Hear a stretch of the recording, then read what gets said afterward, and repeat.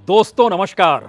खुला आसमान है, खुशनुमा हवा है, और जब आप खुले आसमान तले होते हैं तो फिर वही आपका घर होता है। और अगर आपने इसे घर मान लिया तो इस देश के भीतर में 20 करोड़ से ज़्यादा लोग जो खुले आसमान तले रहते हैं उनसे भी आपका संवाद होता है और उनकी परिस्थितियों को भी आप जानना समझना शुरू कर देते हैं। ठीक बरस भर पहले आज ही के दिन राहुल गांधी ने भारत जोड़ो यात्रा शुरू की थी और 7 सितंबर 2022 को कांग्रेस को इसका एहसास कतई नहीं था कि बरस भर के बाद वह कौन सी स्थिति होगी जिसमें राजनीतिक तौर पर वह इस देश की राजनीतिक सत्ता के सामने खड़ी होगी। और अगर 7 सितंबर 2022 को याद कीजिए तो बीजेपी की धड़कनें उस दौर में बढ़ी हुई नहीं थी, लेकिन बरस भर के बाद परिस्थितियां देखिए उलट गई। जब यात्रा निकल रही थी हिमाचल प्रदेश में जीत मिल गई और उसके बाद कर्नाटक की जीत ने तो इस देश के भीतर की राजनीतिक रंगत में ही एक करवट सी ला दी। और अब अगला सवाल यह था कि बीजेपी कांग्रेस को कैसे रोकेगी। अगला सवाल यह था राहुल गांधी को बीजेपी कैसे रोकेगी। और ध्यान दीजिए, इस दौर में राहुल को रोकने के लिए निशाने पर कोई दूसरा नहीं बल्कि प्रियंका गांधी को लेकर आया गया। और प्रियंका गांधी और राहुल के संबंधों को लेकर, यानी भाई बहन के संबंधों के आसरे सियासत की कुछ ऐसी लकीरें खींचने की कोशिश किसी सामान्य व्यक्ति ने नहीं बल्कि बीजेपी ने शुरू की, जहां पर कांग्रेस लड़खड़ाने लगे, कांग्रेस के भीतर हलचल शुरू हो जाए।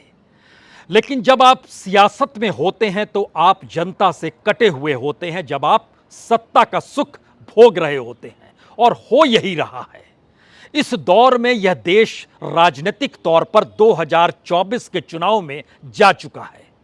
उसका मन एक लिहाज से बन चुका है, क्योंकि इस देश के भीतर की जो हकीकत है वो अलग अलग मुद्दों के आसरे बार बार कुछ सवाल सरकार से करती है और सरकार अपनी उपलब्धियों को स्लेट पर लिखकर जनता को बताना चाहती है। और शायद उसमें भी जब फेल होने लगी तो उसने निशाने पर प्रियंका गांधी को लिया। और प्रियंका गांधी की खासियत क्या है, या प्रियंका गांधी कांग्रेस के जरिए किस राजनीति को साध सकती है, इसका एक अंदेशा तो कर्नाटक के चिकमंगलुरु में तभी लग गया था जब प्रियंका ने सीधे तौर पर प्रधानमंत्री को यह कहकर निशाने पर लिया था कि आपको तो आना और बताना चाहिए और समझना चाहिए जनता का दर्द क्या है, किसानों की मुश्किल क्या है, मजदूरों के सामने संकट कितना गहरा है। लेकिन आप अपने दर्द को बतलाने लगते हैं और लगता है पता नहीं कब आंसू टप टप गिरने लगे। उस भाषण के बाद जनता को एक बात समझ में आ गई कि सत्ताधारी अगर अपने दुख को बतलाने लगे और उनके दुख के साथ खुद को ना जोड़े तो इसका मतलब है सियासत छल कर रही है। और शायद यही वजह है कि प्रियंका गांधी और राहुल गांधी को एक साथ निशाने पर लेते हुए बीजेपी जो साधना चाह रही थी, दरअसल वो दांव उल्टा पड़ गया है। अब कांग्रेस की रणनीति बड़ी मजबूत हो चली है, या कांग्रेस अपने तौर पर अपनी रणनीति के आसरे किसी दूसरे को नहीं बल्कि प्रियंका गांधी को सामने खड़ा करने की स्थिति में आ गई है। जो जानकारियां निकल कर आ रही है वो इस मामले में लेकर बड़ी महत्वपूर्ण है कि इससे पहले हिमाचल के भीतर प्रियंका की 15 रैलियां और कर्नाटक के भीतर 35 रैली, चुनाव के बाद और चुनाव से पहले 10 रैली।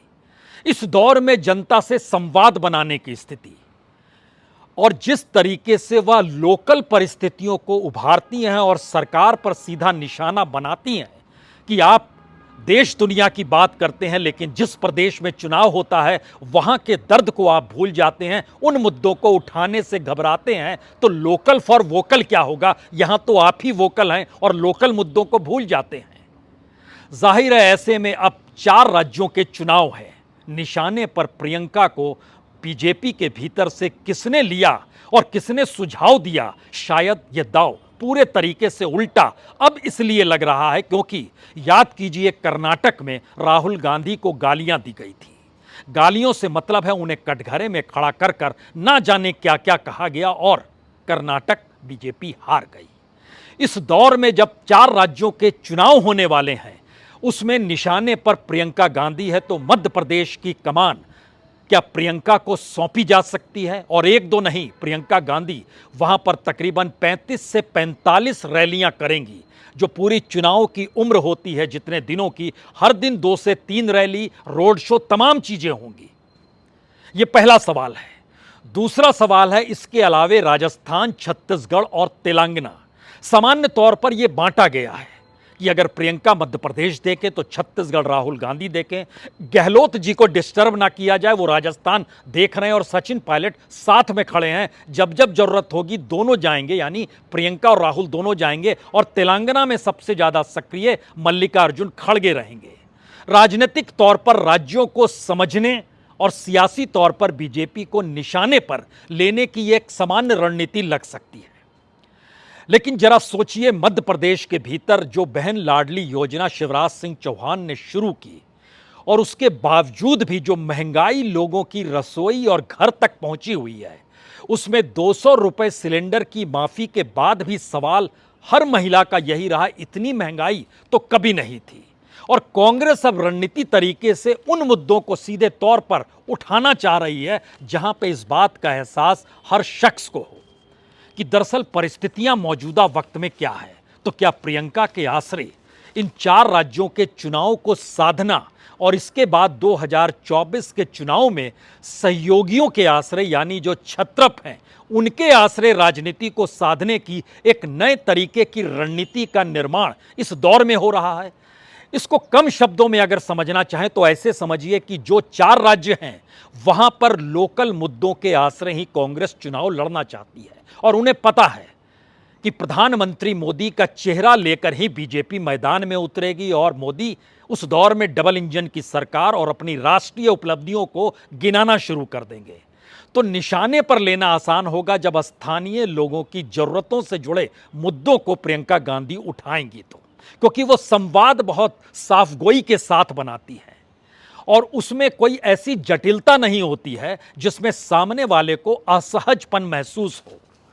और सामान्य तौर पर राहुल गांधी ने जो भारत जोड़ो यात्रा की और जिस तरीके से गले मिलते मिलाते वह पूरा सफर पार करते चले गए प्रांत दर प्रांत, उसमें पहली बार महसूस इस देश के वोटरों को भी हुआ कि उनकी जरूरतों के साथ कोई अगर खड़ा हो जाए तो फिर सवाल राजनीति का तो बाद में आता है। पहली जरूरत होती है कि उनको कोई समझने उनके दरवाजे पर तो आया है, क्योंकि इस दौर में बीजेपी की तमाम रैलियां स्टेट स्पॉन्सर्ड होती है। चाहे वो अमित शाह बतौर गृह मंत्री जाएं, चाहे नरेंद्र मोदी बतौर प्रधानमंत्री जाएं, चाहे जेपी नड्डा बतौर बीजेपी अध्यक्ष जाएं। स्टेट स्पॉन्सर्ड का मतलब यह होता है कि स्वयं अपने तरीके से भीड़ नहीं आती है, उनको लाया जाता है, उनको कुछ लोभ दिया जाता है।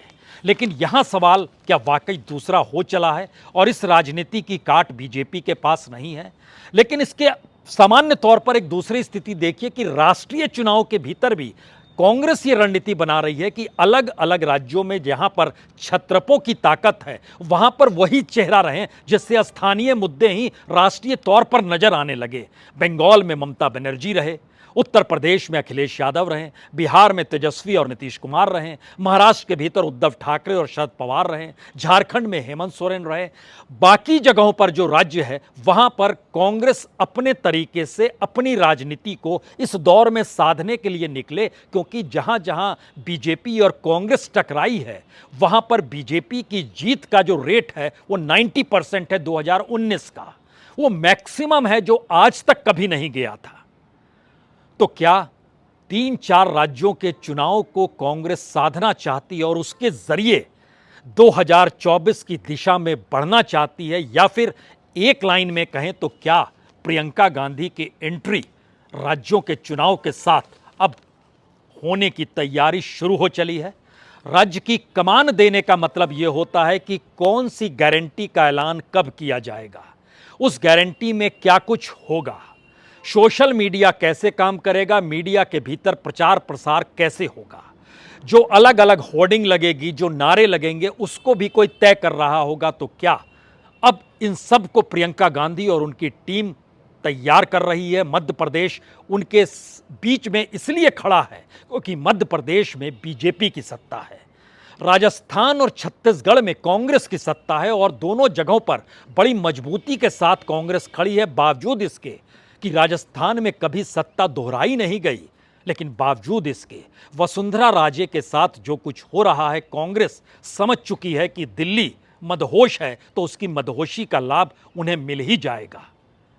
लेकिन मध्य प्रदेश के भीतर शिवराज सिंह चौहान है जो जानते समझते बूझते हैं कि उनके साथ 2 दशकों की एंटी इनकम्बेंसी है। लेकिन यह सवाल तो 2018 में भी उठा था और 2018 में चुनावी मुनादी की थी प्रियंका गांधी ने जबलपुर में रैली करके, और उस वक्त जीत मिली थी कमलनाथ को। यह अलग मसला है कि विधायक बिक गए, बीजेपी में चले गए, यानी जनता के भीतर परिवर्तन का मूड जो था वह 2018 में ही था। लेकिन उसके बावजूद भी सत्ता को खरीदा गया। तो क्या इस दौर में एंटी इनकम्बेंसी शिवराज सिंह चौहान के बहुत खिलाफ है, या कांग्रेस इन तमाम परिस्थितियों को बहुत सामान्य भाषा में प्रियंका के जरिए उठाने की कोशिश कर रही है या करने वाली है? यह हो सकता है, या ये होगा, या ये तय हो चुका है। आप इन 3 परिस्थिति के भीतर खड़े हुए हैं। लेकिन एक क्षण के लिए सोचिए, जो पूरी की पूरी लिस्ट जब खुद प्रधानमंत्री मोदी चुनाव प्रचार के लिए मैदान में उतरेंगे और G20 के बाद इस देश में सिर्फ चुनाव ही का जिक्र होना है, सबको पता है कि संसद का विशेष सत्र भी चुनाव के मुद्दों के इर्द गिर्द ही गूंजेगा। कांग्रेस या कहीं इंडिया अपने तौर पर उन्हीं मुद्दों को उठाएगी जिन मुद्दों के आश्रय सोनिया गांधी ने कल ही प्रधानमंत्री को पत्र लिखा। और इस दौर में प्रधानमंत्री ने जो 3 मुद्दों पर खामोशी बरती, उसको लेकर समूचे देश के भीतर एक बेचैनी तो है। मणिपुर पर इतनी जबरदस्त खामोशी, अडानी कांड को लेकर इतनी जबरदस्त खामोशी, महिला पहलवानों के यौन शोषण को लेकर बीजेपी के सांसद को बचाने के लिए इतनी लंबी खामोशी। कौन प्रधानमंत्री बरस सकता है जबकि तीनों मुद्दे अंतर्राष्ट्रीय तौर पर गूंज रहे थे? वो मणिपुर का मुद्दा हो, अंतर्राष्ट्रीय खिलाड़ियों का मुद्दा हो, या हिडेनबर्ग की रिपोर्ट के बाद, अडानी कांड के बाद उधर मणिपुर का मुद्दा हो। ये तीनों मुद्दे अंतर्राष्ट्रीय तौर पर गूंज रहे थे। और ये तमाम परिस्थितियों के बीच बार बार कांग्रेस इस दौर में G20 का जिक्र करके इन्हीं अंतर्राष्ट्रीय मुद्दों को बीच में लाना चाहती, और इसलिए सबको पता है कि G20 की बैठक के बाद इस देश को सिर्फ चुनाव में जीना है। और शायद इसीलिए कांग्रेस इसकी तैयारी अपने तौर पर कर रही है। मनमोहन सिंह की इकोनॉमी क्या थी और प्रधानमंत्री नरेंद्र मोदी की इकोनॉमी ने इस देश को किस चौराहे पर लाकर खड़ा कर दिया, उसकी पूरी की पूरी सूची बनाई जाए। यानी आरोप पत्र जो अमित शाह अपने तौर पर छत्तीसगढ़ में जाकर जारी करते हैं, उससे कहीं मोटी आरोप पत्र की एक पूरी फेरिस्त मोदी की उस अर्थव्यवस्था को लेकर सवाल उठाती है जिस अर्थव्यवस्था के तहत इस देश के भीतर का किसान भी मुश्किल में, मिडिल क्लास भी मुश्किल में, और जो रईस हैं वह भी मुश्किल में। इस दौर में जब मनमोहन सिंह थे, उस लिस्ट की एक हल्की सी आपको झलकी दिखाते हैं। मसलन डॉलर जो था वो 63 रुपये 33 पैसे 2013 में था। आज की तारीख में वह 83 रुपये 16 पैसे है, यानी 20 रुपये बढ़ चुका है। लेकिन जिम्मेदारी और बोलने को कोई तैयार नहीं। पौंड भी लगभग 4 रुपये बढ़ गया। उस समय लगभग 104 रुपये आज हो चला है। 104 रुपये उस समय लगभग 99 और 100 रुपये के बीच डोल रहा था, यानी 4-5 रुपये की बढ़ोतरी पौंड में भी हुई। यूरो में भी 8 रुपये की बढ़ोतरी हो गई। उस समय 81 रुपये था, आज ये 89 रुपीस है। मसला इतना पर नहीं है। मसला यह है कि जैसे गोल्ड की कीमत, सोने की कीमत 2,900 रुपये प्रति तोला थी 2014 में, आज ये 60,000 के करीब है, यानी 31,000 से ज़्यादा की बढ़ोतरी इस दौर में सोने के रेट में हो गई। पेट्रोल डीजल, पेट्रोल में 25 रुपये की बढ़ोतरी हो चुकी है, डीजल में 32 रुपये की बढ़ोतरी हो चली है। उस समय पेट्रोल 71 रुपये था, आज ये 96 रुपये 72 पैसे, ये दिल्ली का रेट है। डीजल उस समय 97 रुपये था, 57 रुपीज़, आज ये 89 रुपीज़ 62 पैसे है।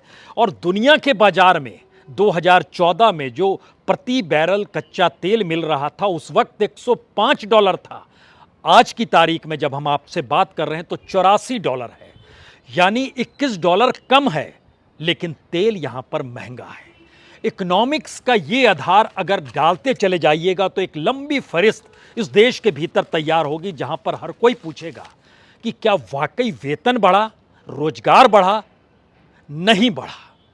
तो क्या अब इस मुद्दे के आसरे जिस चेहरे को लेकर बीजेपी उतरना चाहती है, कांग्रेस उसकी पूरी फहरिस्त अपने तौर पर तैयार कर चुकी है और उसे इस बात की पूरी जानकारी है कि इस चेहरे को धराशायी कैसे करना है। सवाल यह था कि सामने कौन सा चेहरा रखा जाए और बीजेपी ने ही उस चेहरे की तरफ बार बार इंडिकेट करके बता दिया कि प्रियंका गांधी बेस्ट रहेंगी। तो प्रियंका गांधी के हाथों में चुनावी कमान थमा दी कांग्रेस ने अपने तौर पर और अब मैदान में वह कोरा साफ हो रहा है जिसमें आप खुले आसमान तले बारिश हो चाहे लू चले, लेकिन भारत जोड़ो यात्रा चल रही थी कुछ इसी तरीके से।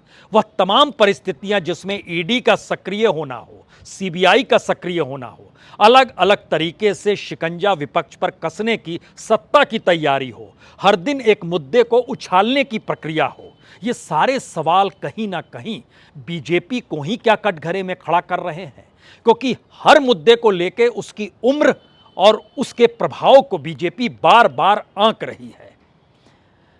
अलग मुद्दों पे ना जाइए, कई बार जिक्र हुआ है, हिंदू धर्म तक को लेकर जिक्र हुआ है और सुप्रीम कोर्ट ने कहा है कि हिंदू वे ऑफ लाइफ है, जिसका 3 इंटरव्यू में प्रधानमंत्री मोदी ने भी जिक्र किया है।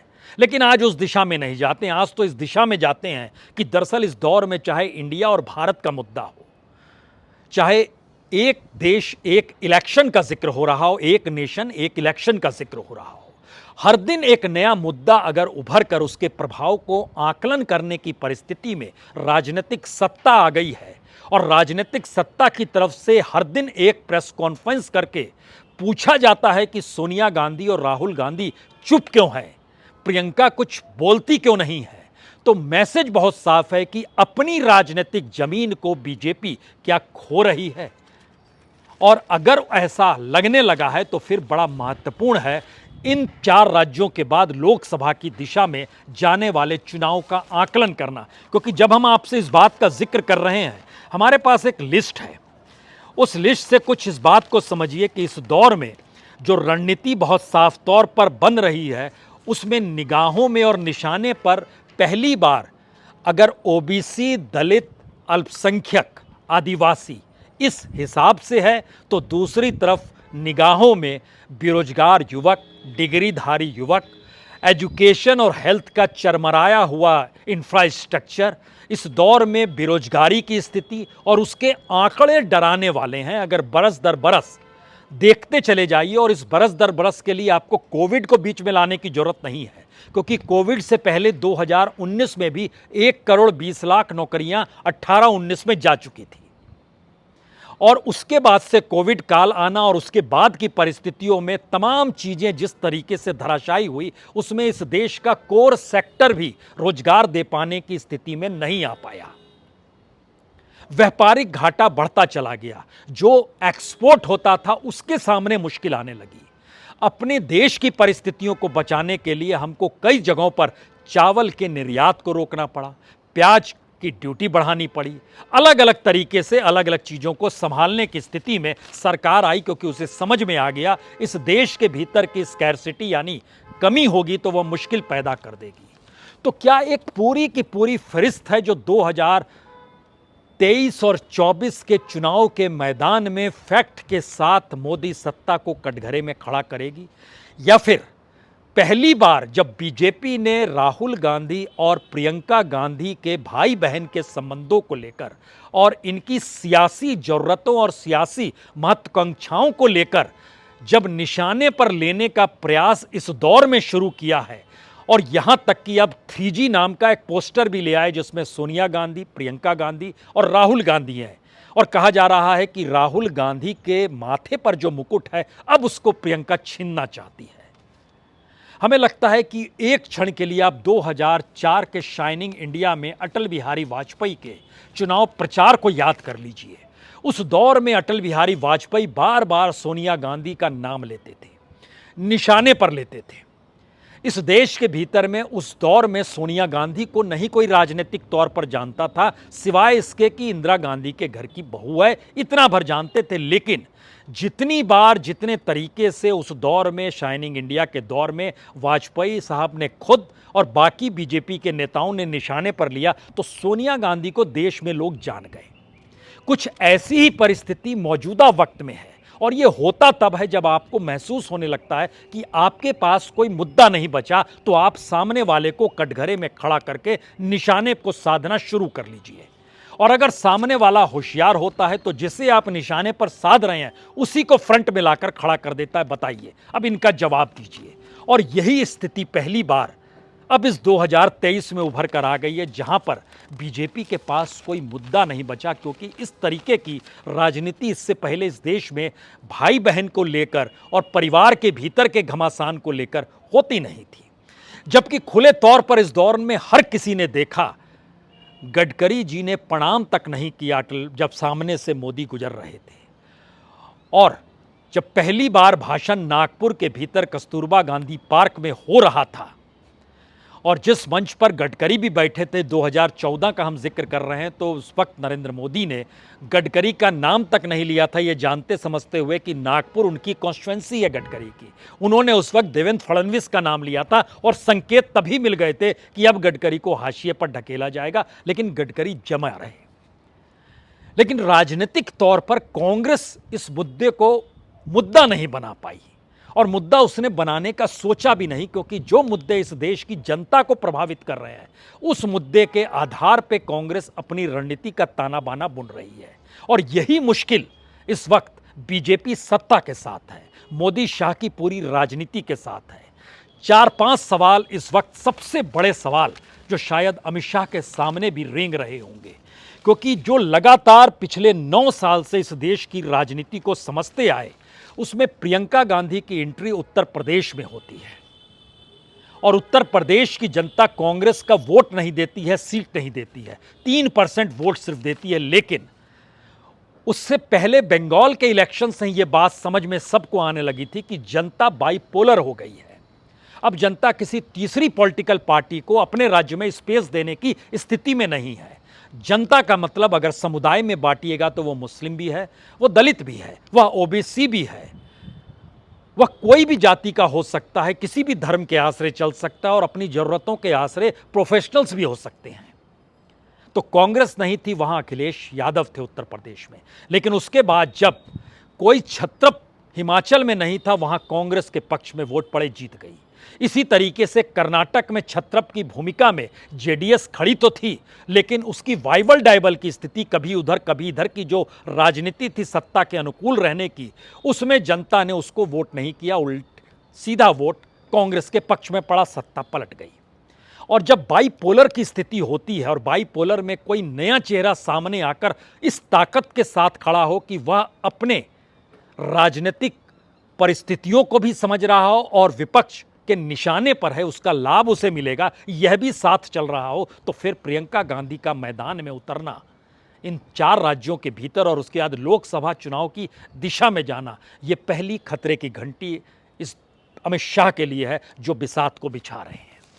पहला संकट उनके सामने यह है कि अब इसे काउंटर कैसे करेंगे, क्योंकि पूरी बीजेपी की ट्रेनिंग राहुल गांधी को लेकर हुई है, सत्ता की ट्रेनिंग राहुल गांधी को लेकर हुई है और राहुल गांधी एक्स्ट्रा पावर के साथ भारत जोड़ो यात्रा के बाद निकलकर सामने आए हैं। दूसरा पॉइंट यही है, भारत जोड़ो यात्रा ने कांग्रेस के तमाम कार्यकर्ताओं को सक्रिय कर दिया, जो 2019 के बाद जब राहुल गांधी ने अध्यक्ष पद छोड़ा था, इस्तीफा दे दिया था, उसके बाद से एक गैर सक्रियता आ गई थी। तो क्या भारत जोड़ो यात्रा के बाद कांग्रेस कार्यकर्ताओं की सक्रियता ने अब मुश्किल खड़ी कर दी है बीजेपी के सामने, आरएसएस के स्वयंसेवकों के सामने, क्योंकि देश भर में कांग्रेस का स्ट्रक्चर जो है संगठन तौर पर इसलिए नहीं है कि उनके कितने सदस्य हैं, इसलिए है क्योंकि वैचारिक और विचारधारा के स्तर पर लोग जुड़े हुए हैं। यह दूसरा सवाल संकट के तौर पर है। तीसरी मुश्किल है, जो 9 साल की गवर्नेंस इस दौर में चलती चली आई, वही चेहरा सिर्फ बीजेपी को दिखाने के लिए और अमित शाह को बताने के लिए, और वो चेहरा प्रधानमंत्री नरेंद्र मोदी का है, जिसको लेकर पूरी फहरिस्त और आरोपों की पूरी लिस्ट तैयार है। यह तीसरा संकट है बीजेपी के सामने। चौथा संकट यह है कि दिल्ली अपने रिमोट से बीजेपी और आरएसएस को चलाना चाहती है, लेकिन दूसरी तरफ कांग्रेस वो तमाम अधिकारों को अपने छत्रपों के साथ जब बांट रही है जो उनकी पार्टी के नहीं है, तो एक तरफ सत्ता का विस्तार है जो उनको पावर देता है, दूसरी तरफ सत्ता का कंसंट्रेशन है जहां पर अपने ही लोगों से सारी ताकत छीन ली जाती है। ये चौथा संकट बीजेपी के सामने खड़ा है। और पांचवां संकट इस देश की जनता का है। जनता के भीतर सवाल राहुल गांधी को लेकर नहीं है, कांग्रेस को लेकर नहीं है, सवाल बीजेपी को लेकर है, सवाल इस देश में मोदी सत्ता की गवर्नेंस को लेकर है। अब इस हांडी पर कितनी बार उस हांडी को चढ़ाएंगे जो बीते 9 सालों से लगातार जिसका जिक्र किया जा रहा है, और जनता के सवालों का जवाब देने के लिए मौजूदा बीजेपी सत्ता, उसका संगठन, उसकी पार्टी, उसके मंत्री और खुद प्रधानमंत्री तैयार नहीं है, जो हर दिन एक नए मुद्दे को उभारने की दिशा में समूचे देश को उसमें इंगेज करते हैं। क्या जनता इन बातों को समझ रही है? इन तमाम बातों के साथ एक आखिरी सवाल, इस दौर में मीडिया की भूमिका जो रही, उसने जिस तरीके से प्रधानमंत्री मोदी की सत्ता के लिए ढोल पीटे और उसके उलट जनता के ऊपर प्रभाव पड़ रहा था, पहली बार जनता इसको भी समझ गई कि डेमोक्रेसी के चारों पाए अगर सत्ता हड़प ले, और खास तौर से मीडिया जिसका काम सत्ता पर निगरानी रखना है, वह भी अगर सत्ता के साथ खड़ी हो जाएगी, तो इसका मतलब यह है कि जो भी कुछ कहा जा रहा है वो ना तो सच है और ना ही वह जमीन पर कहीं दिखाई देगा, सिवाय इसके सुनाई देगा टेलीविज़न स्क्रीन के ज़रिए या अलग अलग प्रचार के माध्यमों के ज़रिए। इस मुश्किल हालात में क्या ऐसी परिस्थिति बन रही है? रईसी के आलम में रहने वाली सत्ता क्या खुले आसमान तले आने को तैयार है 2023 या 2024 को लेकर? ये एक सवाल है। बहुत बहुत शुक्रिया, बहुत बहुत शुक्रिया।